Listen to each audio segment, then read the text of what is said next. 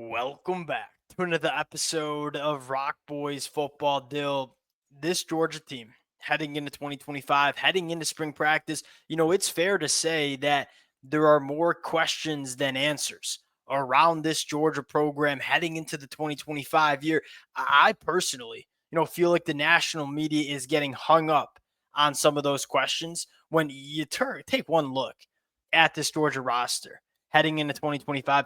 There are a lot of potential answers on this Georgia football team. And Dill, I think in some instances, I would expect some pretty significant improvements from this Georgia team going into 2025. Want to get into some of the early positive spring practice buzz. And Dill, there's a couple of storylines that we're going to talk about that I look at and say, this is kind of going to make or break this Georgia team. We're going to talk about the offensive line. We're going to talk about these pass catchers. If Georgia can take that step specifically with the pass catchers around the quarterback, you expect this team to compete for a national championship. Now, before we get into it, as always, just a shout out to the Georgia fans who've been rocking with the boys February, March, talking nitty gritty spring practice storylines, talking the recruiting trail. Y'all know it's a blast talking this program. Appreciate you guys rocking with it. If y'all do enjoy the content, consider subscribing to the channel. Dill, I got a loaded note of players I want to talk about to the Georgia fans. Look, if you're listening to this right now, you're dialed in. I know you're dialed in to the spring practice notes. Let it fly in the comment section in terms of players we might be sleeping on heading into 2025. We always, especially in this time period, learn a ton from y'all in the comment section. Dill, without further ado, I'm going to let you take this one because I think for both of us, we feel like this is an underrated storyline for Georgia going into 2025. The young pups on the offensive line are emerging. I think on paper, there are a lot of people in the national media that say, hey, the Georgia offensive line last year was just not as dominant as we are used to seeing. And then you couple with, we're losing some really good football players. Guys like Tate, Dylan Fairchild off to the NFL.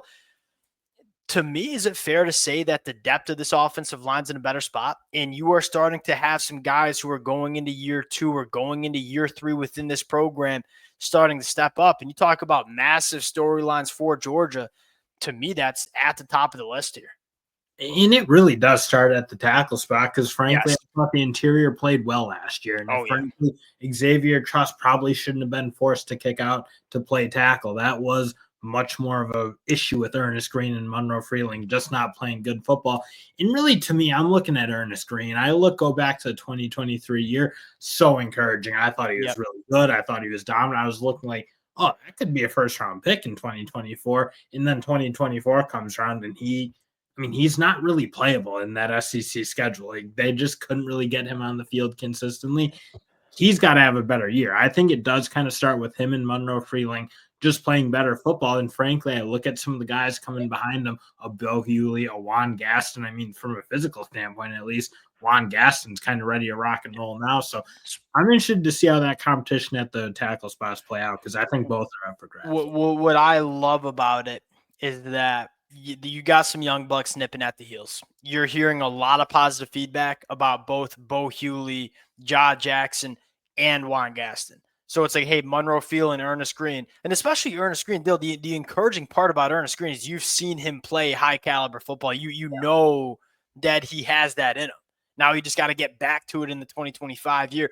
But if he has the skill set to do it, it's just like something didn't click with those two guys last year. They just didn't play good enough. And Ernest Green is the one that was more concerning because we thought he was a lock to be a really good tackle for Georgia. Like Monroe Freeling, it's important to recognize he came into Georgia at 280 pounds, was only a redshirt freshman. Like I'm not that concerned about Monroe Freeling going into 2025. My attention is on Ernest Green. Like, can we get Ernest Green back to that standard? And Dill, why is this such an important conversation? Look, if you're a Georgia fan, the offensive line is going to be solid. You just have enough good bodies to feel good about it.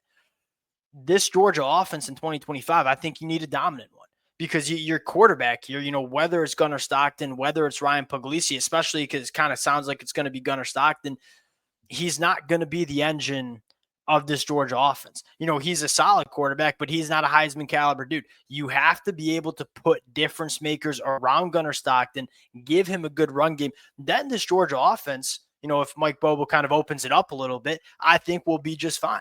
But to me, it starts with Georgia getting back to running the football more efficiently, more dominantly, like we're used to seeing the Georgia teams that are national championship caliber. And I just feel better about the depth of the unit. You had a really good recruiting class that you signed in 2024. They were true freshmen last year that weren't quite ready to contribute. And these guys going into year two, I think there's a chance that a couple of those guys step up and be difference makers for Georgia on the offensive line. To see what like a Daniel Calhoun looks like, because coming in, looks awesome. You could tell he needed some work on the body, like get himself leaned out a little bit, get a little bit more functional. Looked good last year as a freshman. I am very interested to see kind of what he looks like Michael Ewing. Have you seen what he looks like in these offseason workouts? Like, he's got the body right. It was sloppy.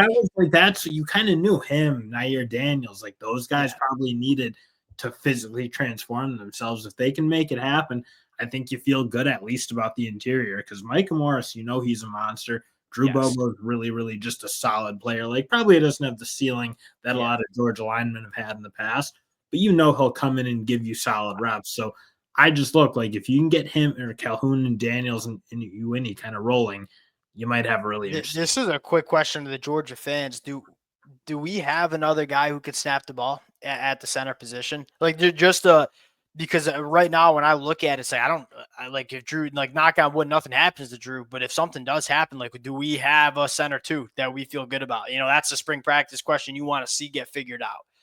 Second biggest storyline, I think for almost every single Georgia fan, it's probably the first big storyline. These young wide receivers are legit. Now you tried it was very clear the pass catch room was just not good enough. I think it was the thing that really held Georgia back from being a national championship football team in the 2024 year. You go to the transfer portal and bring in Noah Thomas and Zachariah Branch. I know what Noah Thomas is, and I know he could be a really good X wide receiver for Georgia in the 2025 year. Then I look at Zachariah Branch. Still, he's the X factor, because we all know what Zachariah Branch is capable of doing because we've seen it in flashes, but we haven't seen it consistently. My big question for Zachariah is, all right, we all know he's an elite athlete. Is he becoming a more polished wide receiver is probably the question. And I'm interested to see how they decide to use Zachariah Branch too, because he's got elite speed. He can work vertically down the field, but he's also a guy that is dynamite with the football in his hands, something that Georgia, I think, lacked in the 2024 season as well. And that's where you do kind of look, because I look at like what Taylor I think is coming in as. You talk about like polish, like you definitely have it. Like maybe he doesn't have the electricity of a Zachariah Branch, but you go back to what he was doing as a high schooler, it felt like, oh, that's a guy who kind of understands how to run routes, get himself open, do some of the things, frankly, that Georgia really struggled with last year. Like aside from just simply catching the ball, which was probably where it started with Georgia in their problems, but being able to really get open consistently, especially in the middle of the field where, again, I feel like Georgia does want to be able to work a little bit more. It probably is. I am interested to see what him, Wiley, like those guys, even like, Bill, that's what, if I'm a Georgia fan, that's what I'm fired up about. Is what you're hearing out of spring practice. You haven't really heard a ton from Noah Thomas and Zachariah Branch. What you've heard a lot of, CJ Wiley, Landon Roldan, Taylor, making legitimate plays for this Georgia offense. That fires me up, because look, it's one thing to hear a freshman standing out on the offensive line and say, all right, well, we'll kind of see if you can match up physically when the pads get on in it. It starts to be, hey, we got to be consistent every single practice. Still, at the wide receiver position, we're seeing freshmen come in and be difference makers right away. And I'm not like making the comp CJ Wiley, Jeremiah Smith, or a guy like Taylor's Ryan Williams, but we're seeing it a lot. And I think if you're a Georgia fan, I think that excites you to hear that all three are looking good early in spring. And now, like, hey, can one or two of them be guys for us in the 2025 year? Because, I mean, you tell me Georgia.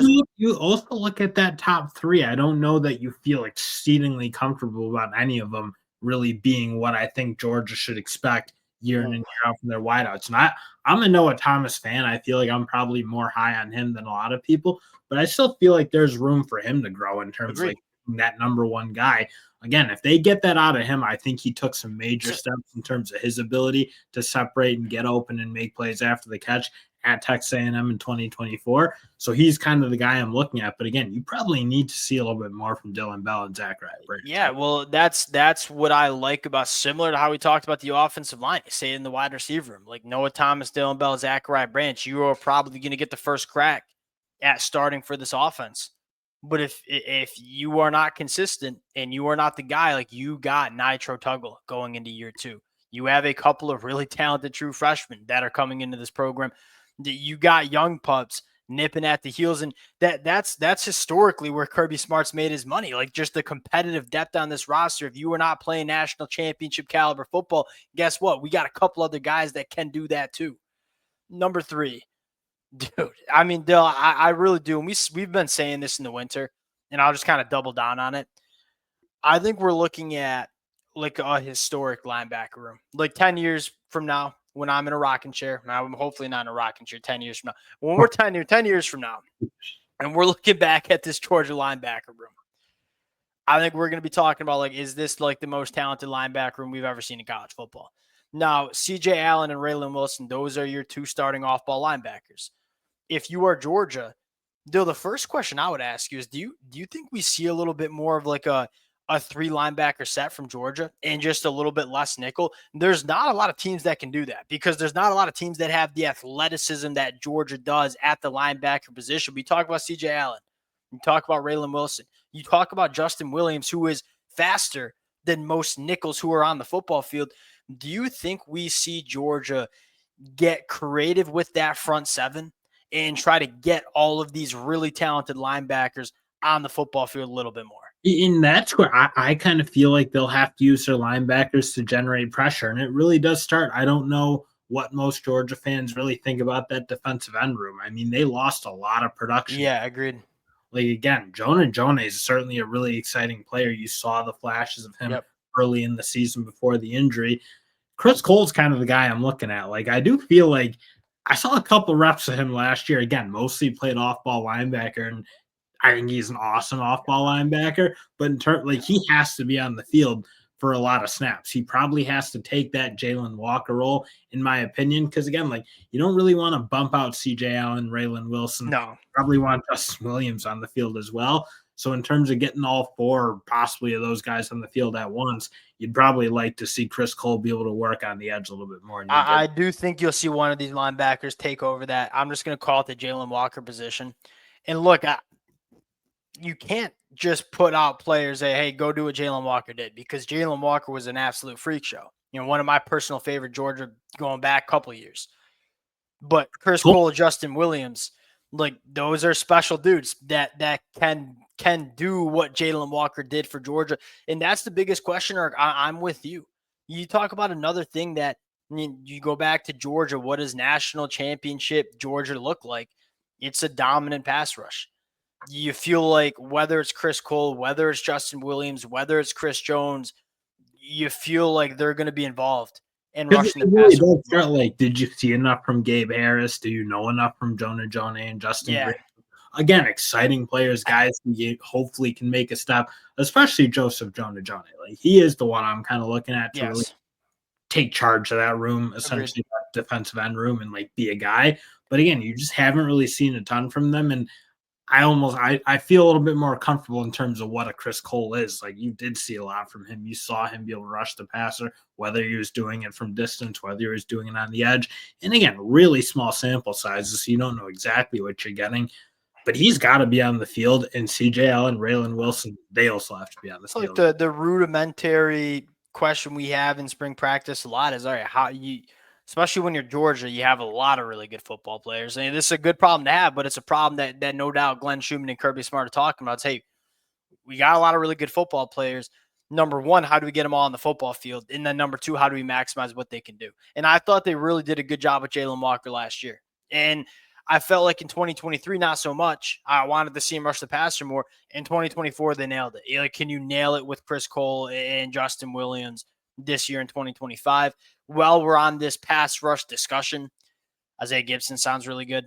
And I'm not too surprised that we're hearing buzz from Isaiah Gibson and Elijah Griffin, because both of those guys we looked at coming out of high school and said, even for Georgia defensive line, they're going to find their way on the football field. Now it's, how good can you be?